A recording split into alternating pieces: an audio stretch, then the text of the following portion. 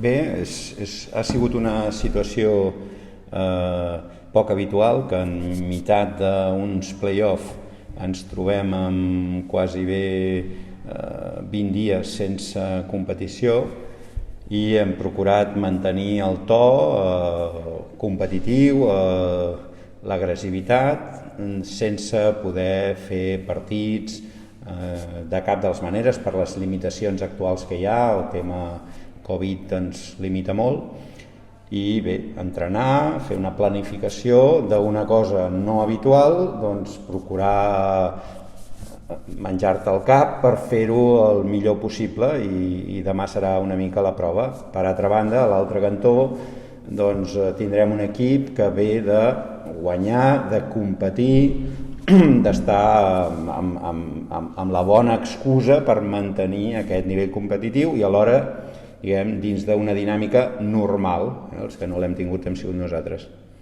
Bé, com un grup que està fent bé les coses, tant a nivell de club com a nivell d'equip, creixent continuadament, procurant donar aquesta passa necessària i ja jo diria que ja bastant, podem dir que ja l'ha donada, doncs, per disputar aquestes hegemonies que ja estaven una mica consolidades d'anys, tant per part d'Uni Girona com la que està una miqueta per sobre, que seria la del Perfumeries Avenida. Doncs jo diria que el València ha anat trucant a la porta i ara ja s'ha presentat del tot, i si a més ho fas amb un títol d'Europa, doncs encara més, ja és un dia estic aquí,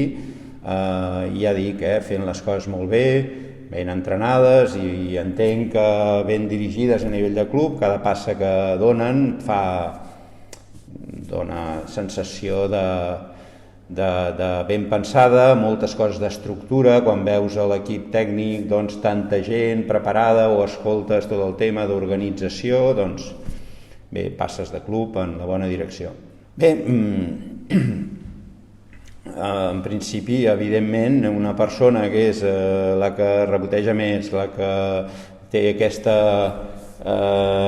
dimensió global, de jugadora global, que igual reboteja, que et puja un contraatac, que amenaça el tir, que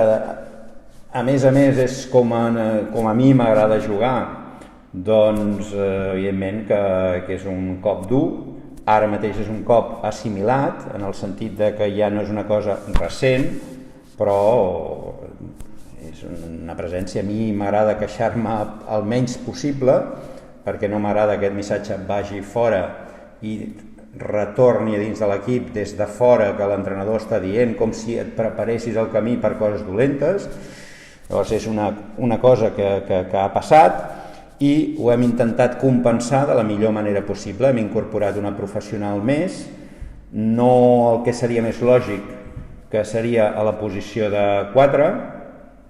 perquè no ha quadrat bé i hem pensat ja una feina de futur, avançar-la. La Laia Flores ja estava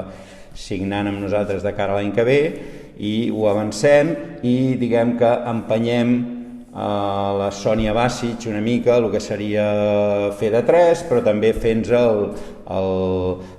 descans de la d'hora en el 4. I el fet de que